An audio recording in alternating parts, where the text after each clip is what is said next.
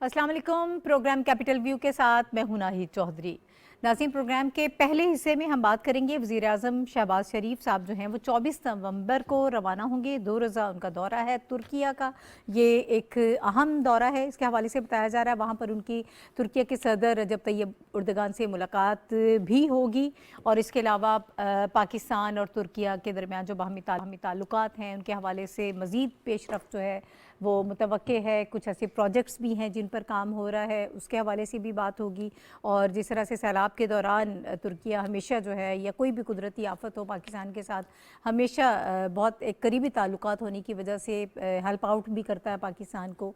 और इसके अलावा कश्मीर पे भी चूँकि हमारा एक सेम स्टैंस है और ये सारी चीज़ें जो हैं ये ऑब्वियसली बड़ी अहमियत रखती हैं।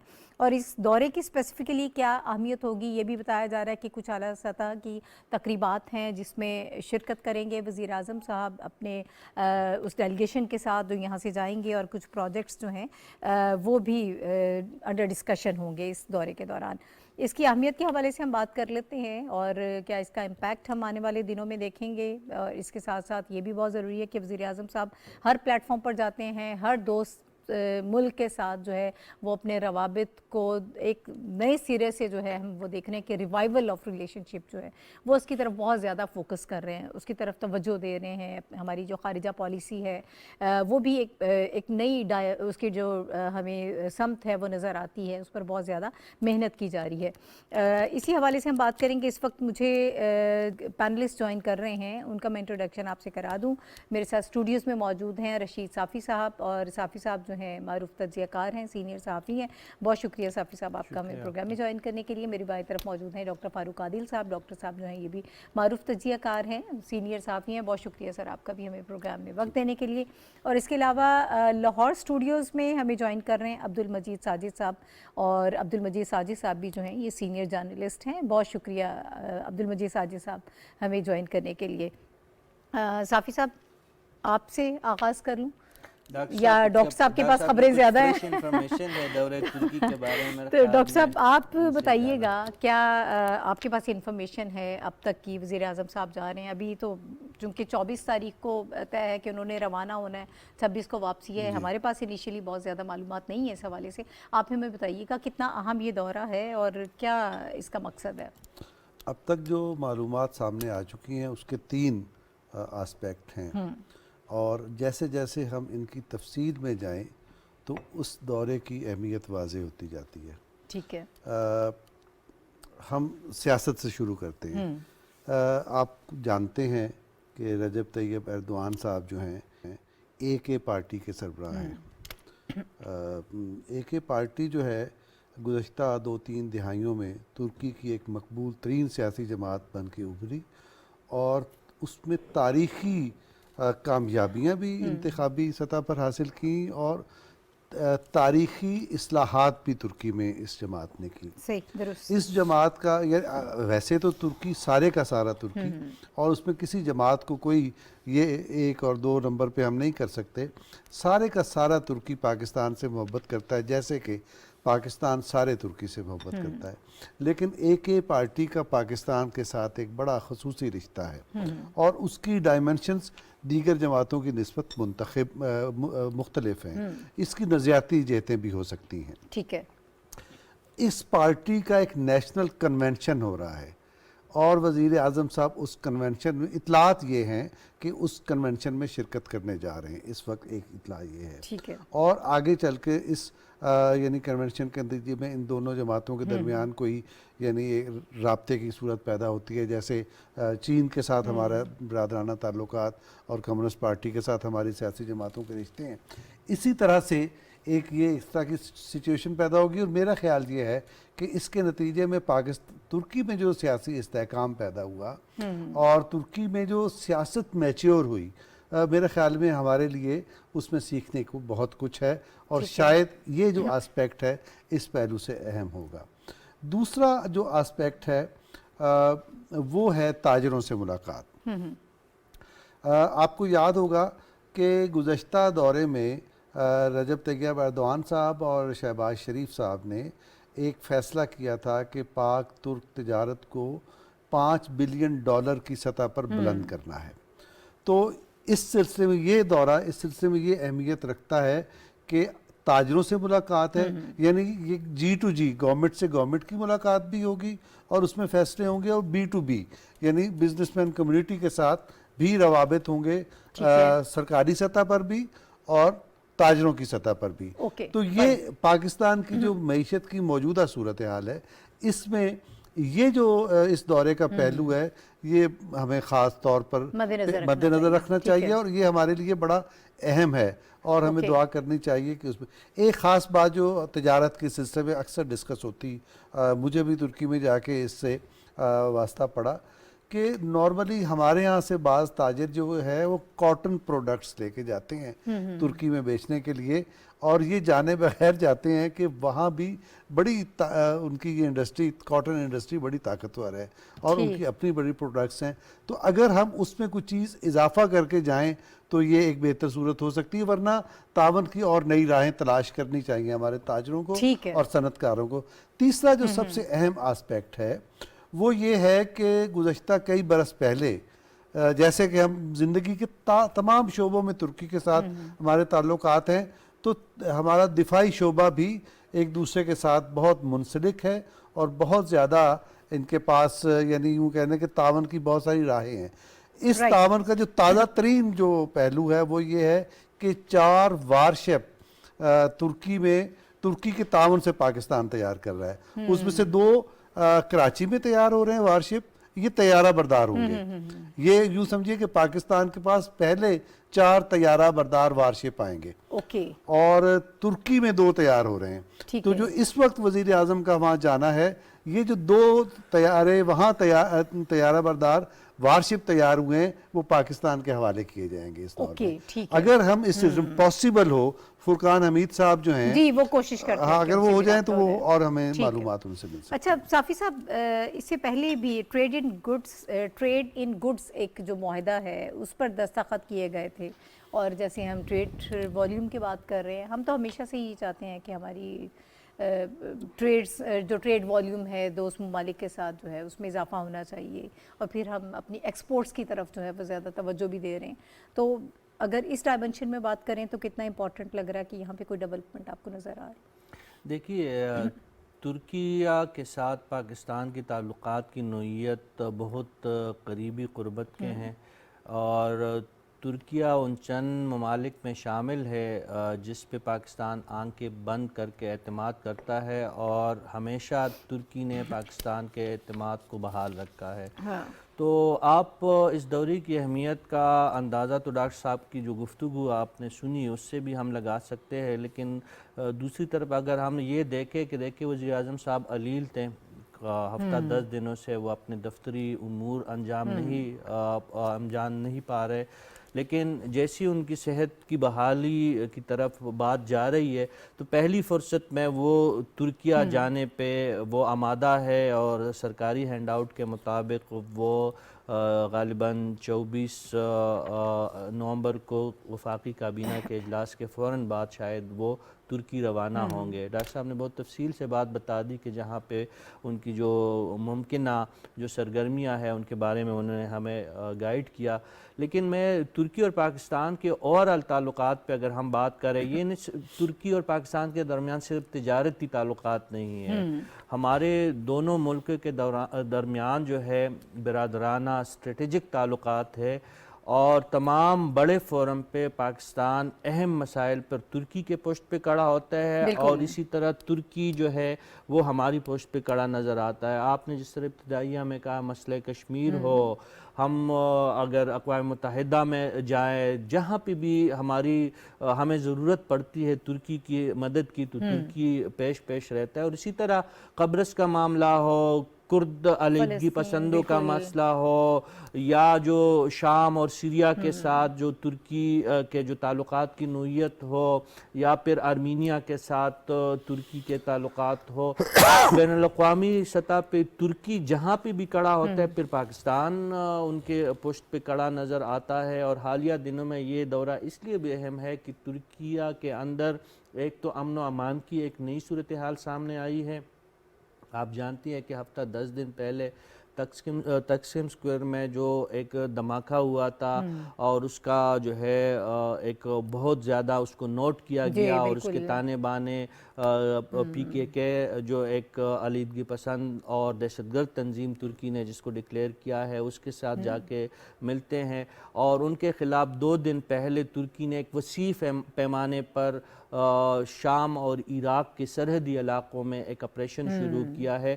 تو ایک بہت ڈیفائننگ مومنٹ ہے پورے ترکیہ کے لیے. اور دوسری جانب اس وقت طیب اردگان جو ہے وہ عالمی افق پہ وہ ایک عالمی لیڈر کے طور پہ موجود ہے. 2 دن پہلے وہ قطر میں موجود ہے, ابھی سعودی قیادت بھی وہاں پہ پہنچ رہی ہے اور وہاں پہ بہت بڑے بڑے جو ہے عالمی جو وہاں پہ مختلف ایونٹس ہو رہے ہیں. اور اس میں وزیر اعظم صاحب کا وہاں پہ جانا ہر لحاظ سے جب بھی پاکستان ترکی گیا ہے یا پاکستان کے جو ہمارے حکمران وہاں پہ گئے ہیں تو وہ کافی فائدے سمیٹ کے لائے ہیں.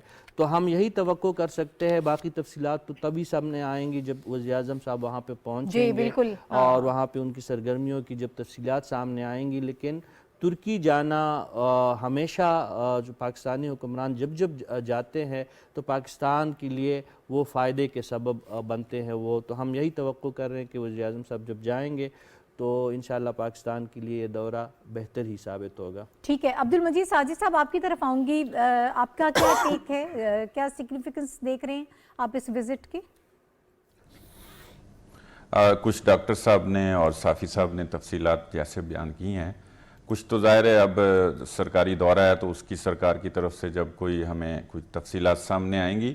لیکن ایک چیز بڑی اہم ہے, ترکیہ جو ہے اس کا ہمارے ساتھ تعلق اس نوعیت کا ہے کہ وہ کبھی کسی رجیم چینج اور کسی سرکار کی تبدیلی سے تعلق نہیں رکھتی. وہ کوئی بھی دور ہو, ہمارا ترکیہ کے ساتھ اور ترکیہ کا ہمارے ساتھ ایک غیر مشروط سا تعلق ہے, ایک غیر مشروط سا نظریاتی تعلق بھی ہے. ڈاکٹر صاحب نے اس کی طرف معمولی سا اشارہ کیا, لیکن میں سمجھتا ہوں کہ اس پہ بات کرنی چاہیے کہ ترکیہ اور پاکستان جو ہے وہ دونوں نظریاتی طور پہ ایک ہم آہنگ دوست ممالک ہیں.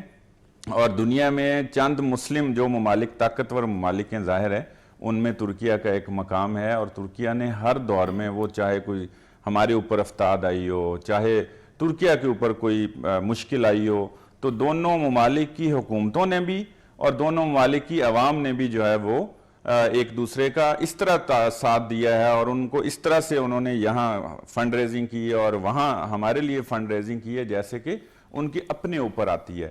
اسی طرح پچھلے کچھ عرصے میں ترکیہ نے کچھ سیریز شروع کی ہیں, جیسے ارتغل یہاں PTV بھی اس کو شروع کرتا رہا ہے, چلاتا رہا ہے. اس کے بعد کچھ ہم ترکیہ کے ساتھ جو ہیں وہ ثقافتی سطح پہ بھی کچھ ایک تو تعاون لے رہے ہیں, کچھ 1-2 چیزیں یہاں تیار بھی ہو رہی تھیں, اس کو بہرحال ہونی چاہیے, اگر وہ رکی بھی ہوئی ہیں تو وہ چلنی چاہیے, چونکہ اس سے کسی دور کا کسی حکومت کا تو تعلق نہیں ہے, عوام کا تعلق ہے. اور اپنے جو سلطنت عثمانیہ کا جو انہوں نے پاکستان اور دنیا بھر میں اور مسلمانوں کو جو وہ پیغام دینا مقصود ہے, وہ ہمیں اپنے ان کے ساتھ تعلقات کے ساتھ ساتھ اس کے اوپر کام کرنے کی ضرورت ہے تاکہ یہاں بھی اویئرنیس آئے. اور یہ ایک بڑا اچھا سلسلہ تھا, اگر یہ رکا تو میرا مشورہ یہی ہے, ایک تجویز ہی ہے کہ وہ چلنا چاہیے, یہاں بھی چلنا چاہیے. ان کے ساتھ ہمارا ثقافتی جو کیونکہ نظریاتی تعلق ہے تو ثقافتی بھی ہمارا تعلق ہے. اسی طرح جو اب وہاں پر چھوٹے موٹے جو ابھی وہاں کے کچھ تھوڑے سے حالات آئے ہیں, جس طرح صافی صاحب نے بتایا کہ وہاں ایک دھماکہ ہوا تقسیم اسکوائر میں, اس پہ بھی یہاں پر آپ نے دیکھا کہ بالکل ایسے ہی لگ رہا تھا جیسے کوئی پاکستان میں کوئی مسئلہ ہو گیا ہے. یہ اتنا ترکیہ کے ساتھ یہاں جو ہے نا محبت کی جاتی ہے.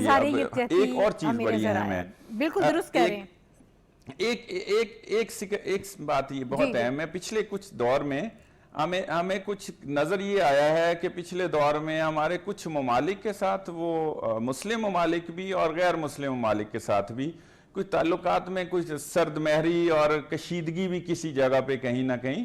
میں بس ابھی اشارہ ہی کر سکتا ہوں, ظاہر ہے یہ ڈیبیٹ اور ہے. تو اب موجودہ ہمارے وزیر اعظم شہباز شریف صاحب پر یہ بڑا ایک چیلنج ہے کہ وہ ان تمام ممالک کے ساتھ, دوست ممالک کے ساتھ بھی اور جو غیر مسلم ممالک بھی ہیں ان کے ساتھ ظاہر ہے ہمارا ملک جو ہے وہ بڑی اہمیت رکھتا ہے. بالکل ہم صحیح جس کہہ جگہ رہے پہ ہیں، وہ واقع ہیں خارجہ پالیسی ہمارے کو تعلقات ریوزٹ جو کیا ہے بھی جا رہا ہے، بالکل اس پہ کام ہو بھی رہا ہے، اور یہ بہت ساری چیزیں ہم دیکھ بھی رہے ہیں. ٹائم کی تھوڑی قلت ہے، مجھے آگے بڑھنا ہے اپنے اگلے ٹاپک کی طرف. ایک بڑی اہم ڈبل ہے جس کے حوالے سے ہم آج بات کرنی چاہ رہے ہیں. پولیٹیکل فرنٹ پر ہمیں چیزیں جو نظر آ رہی ہیں اس میں توشہ خانہ ریفرنس میں عمران خان صاحب کے خلاف جو ہے فوجداری کارروائی کا آغاز کر دیا گیا ہے.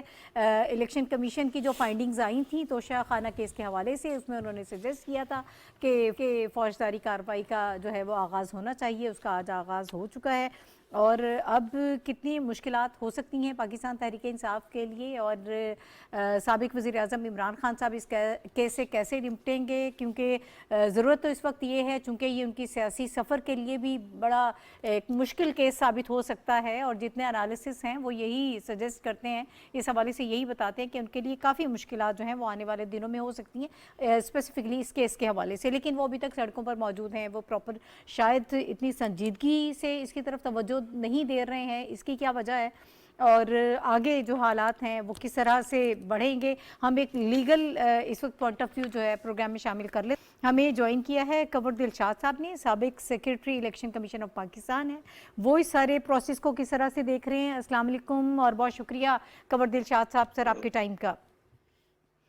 سر دوسرے مرحلے کا آغاز ہو گیا جی، جو فائنڈنگز الیکشن کمیشن نے دی تھی اس پر اب جو ہے وہ کارروائی کا آغاز ہو گیا ہے. اب ٹرائل کورٹ آبویسلی اس کے حوالے سے ساری یہ پروسیڈنگز ہوں گی. تو انیشیلی آپ کو کیا لگ رہا ہے کتنی مشکلات ہو سکتی ہیں عمران خان صاحب کے لیے اس حوالے سے؟ سب سے بڑی اہم بات ہے کہ آپ کا جو پینل بیٹھا ہوا ہے یہ بہت تاریخ پر بڑی گہری نظر ہے. تو ان کی موجودگی سے فائدہ اٹھاتے ہوئے میں چند سیکنڈ بات کروں گا اپنے توشہ خان سے پہلے کہ جناب ہمارے تمام جتنے بھی رائٹرز ہیں یا پاکستان کی بڑی پولیٹیشین ہیں انہوں نے معاہدہ استنبول کا ذکر نہیں کیا. صدر ایوب خان نے 64 میں ترکی کے ساتھ معاہدہ استنبول کیا تھا، اور وہ کوٹے سے لے کر استنبول تک ایک روڈ باقاعدہ روڈ بنانا تھا معاہدہ استنبول. اس کے تحت باقاعدہ وہی سڑک جا رہی تھی، وہی معاہدے کے تحت معاملہ ہوتا. ٹرین، سڑکیں، موٹر وے کا نام استعمال نہیں ہوتا تھا، وہ باقاعدہ معاہدہ ہو چکا تھا. اور جس کے تحت پاکستان، ایران اور ترکی اور بعد میں افغانستان کو بھی شامل کر رہے تھے. وہ ایک قسم کا سی پیک کی طرز کا ایک معاہدہ تھا. لیکن بدقسمتی سے صدر ایوب خان کے بعد وہ معاہدہ جو تھا وہ سرد خانے میں چلا گیا. آج تو اس کا کوئی ذکر نہیں کر رہے. اب آئیے آپ توشہ خان کی طرف. ترکی ہمارا بہت گہرا دوست ہے، ترکی سے ہم بڑے فخریہ ہمارا وہ دوست ہے، اور کتنا ہی ہمارے اندر نشیب و افراد ہوتے رہے ترکی ہمارے ساتھ کھڑا ہے. اب سب سے بڑی اہم بات یہ ہے جو آپ توشہ خان کی طرف آ رہی ہیں. توشہ خان کا کیس بہت سیریس ہو گیا ہے. وہ سیریس اس لیے ہو گیا کہ اس پہ عمران خان کے وکلاء نے بھی اس پر سنجیدگی سے کام نہیں کیا. جس وقت شروع میں جب توشہ خان کا ریفرنس آ رہا ہے صرف اپنے پارلیمنٹ کی طرف سے، یعنی اسپیکر قومی اسمبلی، آئینی سربراہ ہیں، اسپیکر ہیں، ان کی طرف سے جو ریفرنس آتا ہے اس کی بڑی اہمیت ہوتی ہے. اب الیکشن کمیشن پاکستان نے اسی ریفرنس کی روشنی میں فیصلہ دیا. اس میں نے اسٹیٹ بینک آف پاکستان کو بھی آن بورڈ کیا، کیبنٹ سیکرٹری کو آن بورڈ کیا، ایف بی آر کو بھی ساتھ رکھا. اور اس کے بعد انہوں نے تمام حقائق جاننے کے بعد انہوں نے فیصلہ سنا دیا کہ عمران خان صاحب جو ہیں وہ آئین کی آرٹیکل 163(1)B کے تحت ان کو نااہل قرار دے دیا. اور اس میں چونکہ گنجائش یہ تھی کہ جو موجودہ اسمبلی تک، صرف موجودہ اسمبلی تک وہ ان کی اس میں تک وہ نااہل رہیں گے. اب آپ تھوڑا سا آگے چلے، ہاں وہ ہو گئے، نااہل ہو گئے، وہ تو ابھی تک نااہل ہیں. اب آپ چلیے کہ اب انہوں نے آگے جو ہمارا ہے کہ انہوں نے جو حقائق چھپائے اس پہ جو ہمارا سیکشن ہے 137 اس پہ ہر سال پارلیمنٹیرین کو اپنے اثاثے جمع کرانے ہوتے ہیں، اور اس کے اندر تمام حقائق لکھنے پڑتے. اگر وہ کوئی حقائق چھپائے اس میں ہمارا سیکشن یہ کہتا ہے وہ 173 174 اور 167 پر کرپٹ پریکٹس کے زمرے میں آ جاتے ہیں. اس پر عمران خان صاحب نے وہ جو توشہ خان کے 10 15 30 کروڑ 40 کروڑ جتنا بھی رقم ہے، اس پر اسٹیٹ بینک نے بھی کہا ہے کہ انہوں نے کسی بینک میں اس کا ذکر نہیں کیا، اس پہ اثاثوں کا ذکر نہیں کیا. اس پر الیکشن کمیشن پاکستان نے کرپٹ پریکٹس کے تحت عمران خان کو انہوں نے کہا کہ آپ بدعنوانی کے زمرے میں آ گئے ہیں، اور بدعنوانی کے زمرے کا فیصلہ کرنے کے لیے سیشن جج کورٹ کو اختیارات دیے گئے ہیں. कि इलेक्शन कमीशन पाकिस्तान के फैसले की रोशनी में वो उनको 3 साल की सजा दे सकता है, क्योंकि इलेक्शन कमीशन पाकिस्तान अदालत नहीं है। तो वो उन्होंने वहाँ केस भेज दिया अपना फौजदारी का। उस फौजदारी के मुकदमा का साथ साथ आज उनकी हेयरिंग शुरू हो गई है, नोटिस जारी हो गए हैं। लेकिन जी, एक बड़ी अहम बात है कि इलेक्शन कमीशन ऑफ पाकिस्तान ने जो फैसला किया उसका स्टेटस भी वही हाई कोर्ट के बराबर है इलेक्शन कमीशन पाकिस्तान का। अब उस ठीक है। सेशन जज ने अब इलेक्शन कमीशन के तमाम डॉक्यूमेंट देखने के बाद फैसला करना है। अब अगर उन्होंने फैसला सुना दिया और उनको 3 साल की सजा दे दी, तो फिर इसके ऊपर अपील है, ऊपर इस्लामाबाद हाई कोर्ट है, supreme court of okay. Pakistan भी है, और इलेक्शन कमीशन पाकिस्तान के पास एक और बड़ा खुफिया हथियार है हाँ, हाँ। जो इमरान खान को एहसास ही नहीं है। वो खुफिया हथियार ये है कि वो सेक्शन 232 के तहत जो ही सजा सुनाएगा सेशन जज, तो इलेक्शन कमीशन पाकिस्तान 232 के तहत उनको 5 साल के लिए रहम करार दे देगा। तो ओके। ये इसमें लिखा हुआ है, कानून में लिखा हुआ है, पार्लियामेंट एक्ट है, ये किसी का बना हुआ नहीं है, किसी पार्लियामेंट ने बनाया है, पार्लियामेंट एक्ट है, तो कानून है वो। तो इस लिहाज से ये इमरान खान का बड़ा मसला बहुत ही सीरियस है, और ये सेशन जज ने सुनना भी है, और एक आईनी इदारे की तरफ से रेफरेंस गया है, आम शहरी की तरफ से नहीं गया, ठीक है। उमर फारूक जहूर की तरफ से नहीं गया, फरा बीबी की तरफ से नहीं गया, ये बहुत बड़ा आईनी इदारे की तरफ से रेफरेंस किया हुआ है।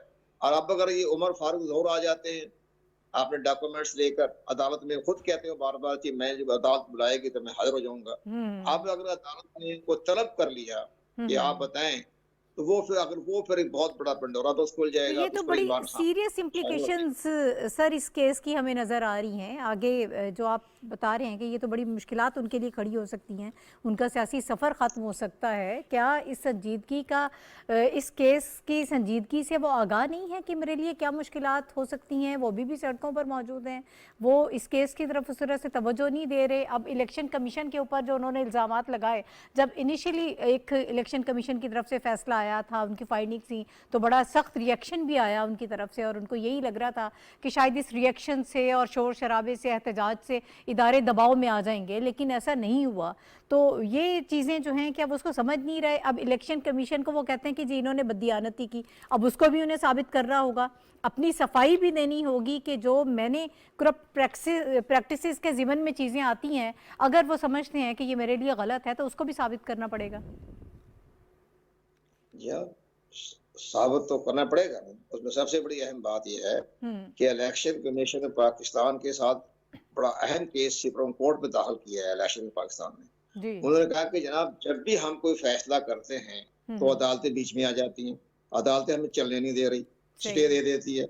सबसे बड़ी अहम बात समझ में हमें नहीं आ रही। अब मुझे पाकिस्तान के 4 साबिक चीफ जस्टिस ने मुझे फोन करके बताया, मेरे दोस्त है मेरे वो, उन्होंने कहा जी हमें हैरानगी हो रही है कि इलेक्शन कमीशन का स्टेटस हाई कोर्ट के बराबर है, तो हाई कोर्ट कैसे इनका केस सुनती है?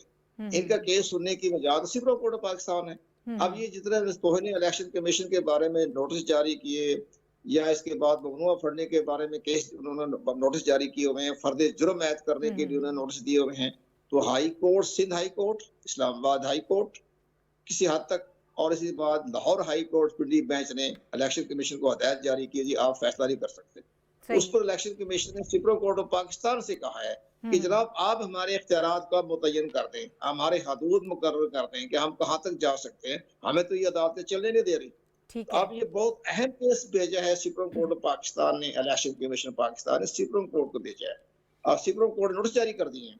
इसके बाद ये फैसला हो जाएगा, जो ही वहां से हुक्म इम्तनाई खत्म होगा सुप्रीम कोर्ट ऑफ पाकिस्तान की तरफ से, तो फिर इलेक्शन कमीशन पाकिस्तान तौहीन इलेक्शन का केस को आगे लेके जाएगा, फर्द जुर्म आयद करेगा।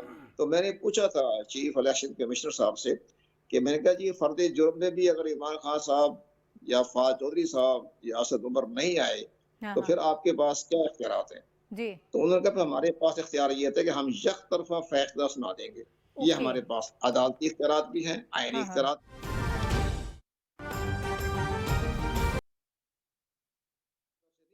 ये आया है स्पीकर कौमी असम्बली की तरफ से। तो स्पीकर कौमी असम्बली के फैसले की रोशनी में इलेक्शन कमीशन पाकिस्तान फैसला किया, ये यूनिक है, इससे पहले कभी नहीं आया, ये यूनिक है। पहला ठीक है, बहुत शुक्रिया। कमर दिलशाद साहब हमारे साथ मौजूद थे, साबिक secretary election commission of Pakistan. साफ़ी साहब, अब ज़रा इस पे आप थोड़ा सा पॉलिटिकल इम्प्लिकेशंस के हवाले से बात कर लीजिएगा, क्या देख रहे हैं आप आने वाले जी, दिनों में? कमर दिलशाद साहब ने तो बहुत तफसील से आइनी और कानूनी नुक्ते नज़र से हमें समझाया, और ये वाकई जो उनकी गुफ्तगू हमने सुनी तो इमरान खान साहब को इस केस पे बहुत ज़्यादा तवज्जो मरकूज़ करने की ज़रूरत है। अगर जिस तरीके से वो इजी ले रहे हैं इस केस को, इस वक्त देखिए डिस्ट्रिक्ट इलेक्शन कमिश्नर इस्तिगासा है इस केस में, और वो सेशन कोर्ट में, ट्रायल कोर्ट में इमरान खान साहब के ख़िलाफ़ गए हैं। तो इस वक्त ये नुमाइंदगी है, एक आइनी इदारा जो है वो इमरान खान साहब के ख़िलाफ़ गए हैं एक दूसरे आइनी इदारे में। तो इस सूरत हाल में जो इलेक्शन कमीशन के रूल्स मौजूद है, जो आर्टिकल 73, 173, 174, ये बहुत ही ख़तरनाक साबित हो सकते हैं। इस वक्त जो शवाहिद रखे हैं, आज जो मुकामी जो इलेक्शन कमिश्नर इस्लामाबाद जो गए हैं इस्लामाबाद के एक ट्रायल कोर्ट में, और शवाहिद रखे हैं, और अदालत से बहुत उन्होंने सिंपल सी एक इस्तदा की है कि ये इलेक्शन कमीशन की फाइंडिंग है, जिसमें इलेक्शन कमीशन ने करार दिया है कि साबिक़ वज़ीर-ए-आज़म इमरान खान साहब बहैसियत पार्लियामेंटेरियन इन गलत बयानियों का और इन जो है कवायद की ख़िलाफ़ वर्जियों के वो मुर्तकिब हुए हैं।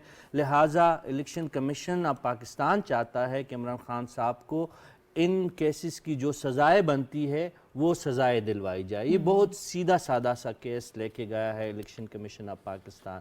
अब इसमें देखना ये है कि इमरान खान साहब की वकला और इमरान खान साहब ख़ुद इस केस को किस कदर सीरियस लेते हैं। लेकिन अगर वो जिस तरीके से इलेक्शन कमीशन को इस वक्त नताड़ रहे हैं, और उस इलेक्शन कमीशन की फाइंडिंग के फ़ैसले को भी वो ज़्यादा अहमियत नहीं दे रहे, और इसी तरह ट्रायल कोर्ट के इस प्रोसीडिंग को भी अगर खान साहब ने ज़्यादा अहमियत नहीं दी, तो ये उनकी सियासत के लिए एक और दचका साबित हो सकता है। कानूनी तौर पे वो पंच सकते हैं। इलेक्शन कमीशन के इख्तियारात हाई कोर्ट के बराबर है, और बहुत उनके पास इख्तियारात, एक वसी इख्तियारात का हामिल इदारा है। तो खान साहब ने अगर अपनी सियासत सड़कों की बजाय आईनी इदारों के उसके नीचे वो आके करे, और सड़कों की बजाय वो अदालतों में और आईनी इदारों में और आइन के फ्रेम वर्क में रहते हुए अपने मसाइल को वो आगे लेके चलेंगे, तो मेरे ख़्याल में उनकी सियासत के लिए भी अच्छी बात होगी। उनके जो सपोर्टर जो बेचारे जिनको पता नहीं चल रहा कि कल उन्होंने क्या करना है, जो रोडों पे उनके लिए ख्वार हो रहे हैं, कभी जीटी रोड पे, कभी रवात पे, कभी वज़ीराबाद पे, और अभी जो 26 नवंबर का एक नया शोशा छोड़ा जा रहा है कि इस्लामाबाद और कभी फैज़ाबाद, वहाँ पे उनको बुलाया जा रहा है। तो बजाय ये कि अपने सपोर्टर्स को मज़ीद आजमाइशों में डालने की बजाय खान साहब आइन और कानून का रास्ता इख्तियार करके अपने आप को बेगुनाह साबित कर ले, तो हो सकता है आने वाले दिनों में कौम उन पे दोबारा एतमाद करे, उनके लिए दोबारा सियासत में और हुकूमत में आने का रास्ता हमवार हो। अगर ऐसा नहीं करेंगे तो सड़कों पे ये फैसले नहीं होने, और वो जो हालात उनके लिए बनते जा रहे हैं वो ख़तरनाक भी है, और खान साहब की सियासत के लिए जिस तरह आपने भी इशारा किया कि आने वाले दिनों में काफ़ी मुश्किलात पैदा हो सकती हैं। ठीक है डॉक्टर साहब, आप कैसे देख रहे हैं गैर संजीदगी जो बज़ाहिर हमें महसूस हो रही है? हो सकता है वो अपने हिसाब से इसकी कोई तैयारी कर रहे हो, लेकिन इस वक्त जो लॉन्ग मार्च वो तो खैर एक वीक के लिए अब रुक भी गया, रवात से अब आगे 26 तारीख को आएगा, लेकिन वो उसकी तैयारी में लगे हुए हैं। आज भी फवाद चौधरी साहब ने कहा कि जुम्मे के दिन जो है 35 से 40 हज़ार लोग हमारे पहुँच जाएंगे, और फिर 26 को लाखों के हिसाब से लोग यहाँ पर मौजूद होंगे। तो इस तरफ तवज्जो नहीं दी जा रही कि जो सबसे ज़्यादा ख़तरनाक साबित हो सकता है उनके लिए। एक शुक्रिया के साथ कंवर दिलशाद साहब हमारे बड़े आइनी माहिर हैं, और इलेक्शन के मामलात के तो उनसे बड़ा कोई माहिर हमारे यहाँ है नहीं। मैं उनका शुक्रिया अदा करना चाहता हूँ कि उन्होंने हमारी हौसला अफजाई की कि हम तारीख़ और सियासत पे नज़र रखते हैं। हम शागिर्दों के तौर पर, आपके शागिर्दों के तौर पर रखते हैं। असल में तो आपने एक अहद को मुतासिर किया है अपनी एक्सपर्टीज़ से। ये जो आप सवाल कर रही हैं उसकी तरफ कंवर दिलशाद साहब ने इशारा हल्का सा किया। इमरान खान साहब जितनी उनकी पॉलिटिक्स है, और जब से वो अदालत में आए हैं और अपने जराइम के बाद, यानी ममनुआ फंडिंग केस में اور اس کے علاوہ توشہ خانہ کے ریفرنسز ہیں، اور اس کے علاوہ دیگر اور بہت سارے مقدمات ہیں جن میں وہ عدالتوں میں آئے۔ تاریخ یہ بتاتی ہے، پاکستان کی تاریخ، کہ اگر آپ کوئی مقدمہ سیاسی بنیاد پہ لڑنا چاہیں، سیاسی بنیاد سے مراد جیسے صافی صاحب نے کہا کہ آپ سڑک پہ فیصلہ کرنا چاہیں، ماضی میں بھی یہ کوشش ہوئی 70 کی دہائی پہ، اور اس کا نتیجہ ایک بہت ناخوشگوار انجام کی صورت میں ہمارے سامنے آیا، جس سے ہم آج تک لرزتے بھی ہیں اور سبق بھی لیتے ہیں۔ تو اب ہم یہ نہیں چاہتے کہ عمران خان اپنا مقدمہ قانون کی عدالت میں لڑنے کے بجائے سیاست کی دکان پہ لڑیں۔ تو سیاست کی دکان پہ لین دین ہو سکتا ہے، ہیرا پھیری ہو سکتی ہے، آپ کسی کو دھوکہ دے سکتے ہیں، لیکن قانون کی عدالت میں آپ قانون کو غچہ نہیں دے سکتے۔ تو عمران خان جیسے کہ وہ خود کو سمجھتے ہیں کہ دنیا کے سب سے عقل مند آدمی ہیں، دنیا کے سب سے چالاک آدمی ہیں، اور ان کے علاوہ تو دنیا کچھ جانتی ہی نہیں ہے، تو اگر وہ یہ سمجھتے ہیں کہ وہ اس طرح سے عدالت کو غچہ دیں گے، عدالت کو دھوکہ دے کر یا عدالت کو دباؤ میں لا کر کوئی ایسا فیصلہ حاصل کر لیں گے، تو پاکستان کی تاریخ بھی یہ بتاتی ہے، اور حالیہ تاریخ جو عمران خان کے ساتھ گزری ہے جس میں ان کے خلاف فیصلے میرٹ پر آئے ہیں، تو عمران خان کے پاس آگے بڑھنے کا کوئی راستہ نہیں ہے۔ تو دانش مندی کی بات یہ ہے کہ عمران خان عدالت میں آئیں، ٹھیک ہے۔ اچھا، جو وہ ابھی آ نہیں رہے۔ جی مجید صاحب، میں آپ کی طرف آؤں گی۔ کیا سڑکوں پر رہ کر اور جلسے جلوس، لانگ مارچ سے اور آگے بڑھنے کی بھی بات کر رہے ہیں، اداروں پر وہ دباؤ بڑھانے کی جو پالیسی ہمیشہ سے وہ رکھتے ہیں اور یہ ان کی حکمت عملی رہی ہے، کیا یہ آگے بھی اس میں ان کو کامیابی مل سکتی ہے؟ وہ یہ سمجھتے ہیں کہ اسی سے میرے سارے جو کیسز ہیں وہ معاف ہو جائیں گے؟ دیکھیں، خان صاحب تو اس حوالے سے میں سمجھتا ہوں شاید خوش قسمت ہیں، یا پھر آگے وہ کسی خوش فہمی کا شکار ہیں۔ خان صاحب کو ابھی جیسے قمر دلشاد صاحب نے بھی کہا، ڈاکٹر صاحب بھی کہہ رہے ہیں، صافی صاحب بھی کہہ رہے ہیں کہ خان صاحب کے خلاف کوئی فیصلہ آ رہا ہے، دوسری طرف سے ان کو ریلیف مل رہا ہے۔ ایسا پہلے ماضی میں نہیں ہوا کبھی۔ آپ نے اداروں دیکھیں، سب کی ہماری نظر ہے، ہم صحافت بھی کر رہے ہیں، تاریخ بھی دیکھ رہے ہیں، ایسا نہیں ہوتا۔ خان صاحب کو ابھی بھی یہ امید ہے کہ وہ ایسے ہی کریں گے اور ان کو کہیں نہ کہیں سے ریلیف مل جائے۔ وہ تو بالکل بے پرواہ ہیں یہ الیکشن کمیشن کے فیصلوں سے، انہوں نے تو ان کو در خور اعتنا نہیں سمجھا۔ وہ تو ان کو ان کے نوٹسز کے لیے وہ پیش نہیں ہوئے، انہوں نے کہا میں لانگ مارچ میں مصروف ہوں، آپ بعد میں رکھیے گا، میں دیکھوں گا، کوئی ایف آئی اے ہو، کوئی ایف بی آر ہو، کوئی وہ ان کو تو وہ کوئی سمجھتے کچھ نہیں ہے۔ وہ یہ کہتے ہیں کہ میں جو ہوں نا وہ ایک تو سپیریئر ہوں بہت زیادہ ہر چیز سے، اور دوسرا یہ ہے کہ میں ہی سپریم ہوں۔ اب تو وہ جس گیم میں شامل ہو گئے ہیں، وہ تو ایسے لگ رہا ہے کہ پاکستان کا کوئی واحد ادارہ ہی وہی ہے اور سپیریئر ادارہ ہی وہی ہے اپنی ذات کے اندر۔ تو یہ جو سوال ہے نا کہ وہ سڑکوں پہ رہیں گے یا وہ قانون کی جنگ لڑ، وہ سڑکوں پہ ہی رہیں گے۔ قانون کی جنگ کی تو پتہ نہیں کون لڑ رہا ہے ان کی، یا ان کو کون مشورے دے رہا ہے، کوئی اس بات کی تھوڑی سی وقت کوئی تعین کرے گا۔ یہ ابھی تک کنفیوژن ہے، کچھ چیزیں ہیں بہرحال جو شاید یہ کچھ 26 27 28 تک میکسیمم 29 تک جو ہے نا وہ سیٹل ڈاؤن ہو جائیں۔ میں بس اشارہ اس لیے کر رہا ہوں کہ اس کے بعد ہمیں بھی کچھ سمجھ آئے گی۔ ہم بھی ابھی کنفیوز ہیں کہ ہونے کیا جا رہا ہے، یہ کروایا کیا جا رہا ہے، اور خان صاحب کیا چاہ رہے ہیں۔ خان صاحب پہلے آئے تھے کہ جی الیکشن کی تاریخ دیں، الیکشن کی تاریخ کے بعد انہوں نے کہا جی میری مرضی کا کوئی تعیناتی کریں۔ وہ اس کے بعد پھر وہ کہتے ہیں جی میں تو یہ بھی میں نے نہیں کہا، میں تو یہ کہہ رہا ہوں کہ جی الیکشن ہو، یہاں پاکستان میں ادارے ایسے ہوں اور وہ اس طرح ہوں، میری مرضی کے مطابق چلیں۔ وہ دن بدن وہ یو ٹرن لے رہے ہیں۔ تو یہ خان صاحب کا بہرحال دیکھیں، اس میں ایک چیز ہے، ایک تو توشہ خانہ کی وجہ سے ہمارے پورے پاکستان کی اور عوام کی انتہائی سبکی ہوئی ہے، میں سمجھتا ہوں بے عزتی کی گئی ہے۔ اس طرح سے کوڑیوں کے باؤ کوئی اتنی قیمتی چیز، اتنی نایاب چیز جو ہمیں مطلب ایک ایسے ملک، برادر اسلامی ملک کی طرف سے تحفتاً ملی ہو، وہ ظاہر اسٹیٹ ٹو اسٹیٹ یہ تعلقات ہوتے ہیں، اور وہ گھما کے کوڑیوں کے باؤ ان کے جو ہے نا علاقوں میں، ان کی ریاستوں میں وہ کہیں نہ کہیں وہ پھر رہی ہو وہ گھڑی بھی، تو یہ تو ہمارے پوری قوم اور ملک کی بدنامی ہے اور بے عزتی ہے۔ خان صاحب سے یہ توقع نہیں کی جا سکتی تھی۔ ٹھیک ہے، کوئی تحفہ آتا ہے وہ اپنے پاس کو رکھتا ہے تو اس کا ایک طریقہ کار ہے کہ وہ اس کی پیمنٹ کرتے ہیں اور وہ پیمنٹ کے ذریعے جو ہے وہ اپنے پاس رکھتے ہیں۔ یہ تو پہلی دفعہ ایسا ہوا ہے کہ خان صاحب کو کوئی پرواہ نہیں ہے کہ ایک اتنی قیمتی چیز ہے اور وہ ملک کو دی گئی ہے، تو وہ اگر رکھنی ہے تو آپ اپنے پاس رکھیں، کوئی پیسے ادا کر نیشنلی کے۔ ایک بڑی اس میں پاکستان کے لیے سبکی بھی ہے، شاید اس کی طرف بھی ان کی توجہ نہیں ہے۔ ابھی ایک اور ٹاپک ہے آخر میں میں چاہتی ہوں اس کے حوالے سے بھی بات کر لیں۔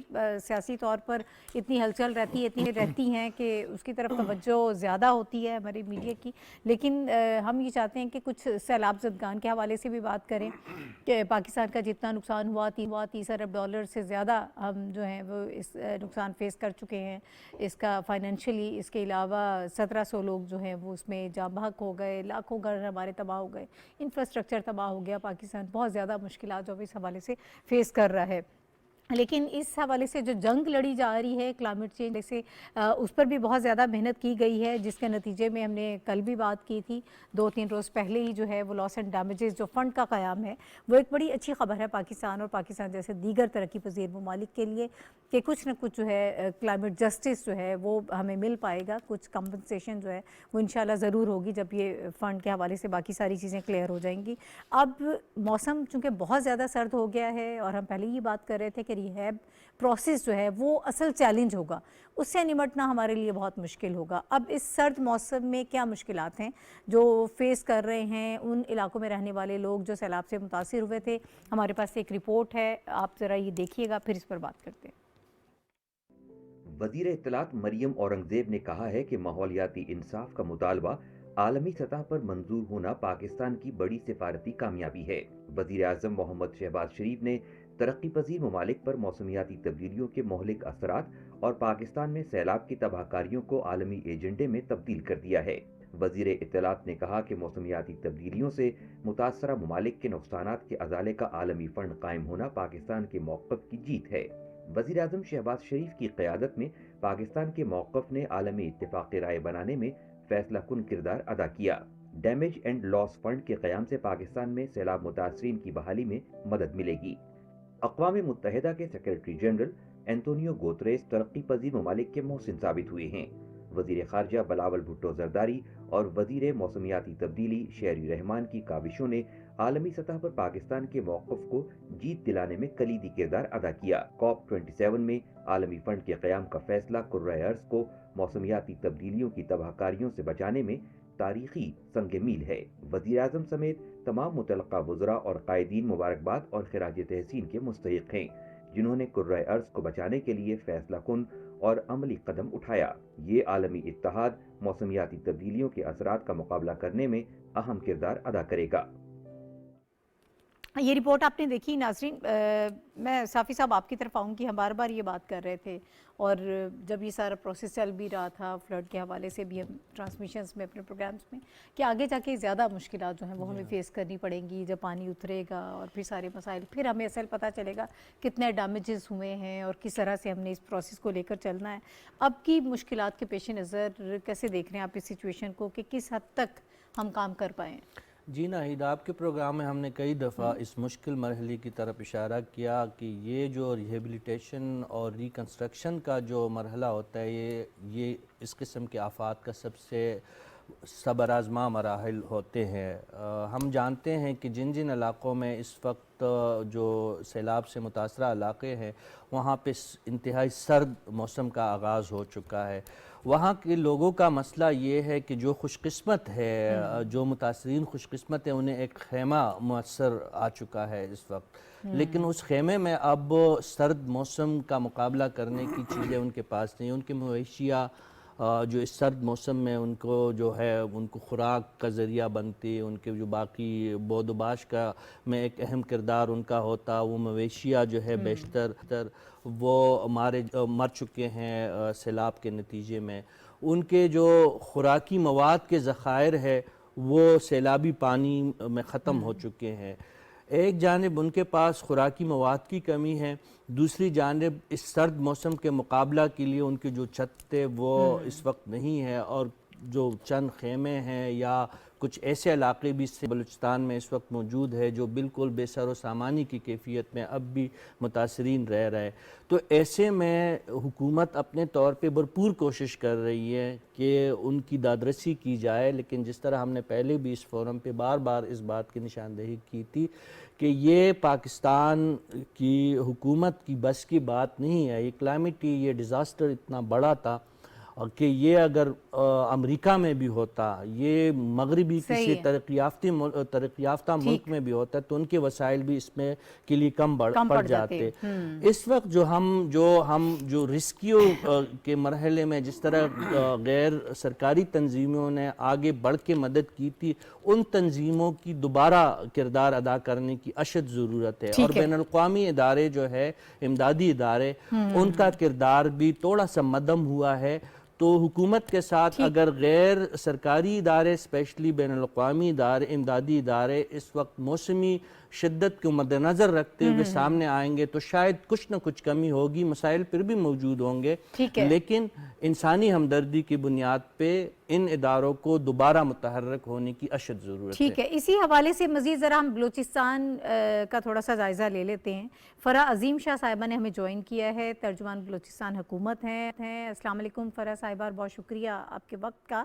بلوچستان کے حوالے سے یہ ایک ہفتہ پہلے یا 1.5 ہفتہ پہلے جو فیگرز آ رہے تھے ان کے مطابق جو سیلاب سے لوگ جاں بحق ہوئے 336 تک ان کی تعداد بتائی جا رہی تھی، 187 افراد زخمی ہوئے، اور مزید یہ بتایا جا رہا تھا کہ 2.5 لاکھ سے زائد مکانات جو ہیں یا مکمل طور پر منہدم ہوئے ہیں، کچھ جزوی طور پر اس نقصان کا شکار ہوئے ہیں. 58 پل ٹوٹے ہیں، 4,34,424 مال مویشی مارے گئے ہیں.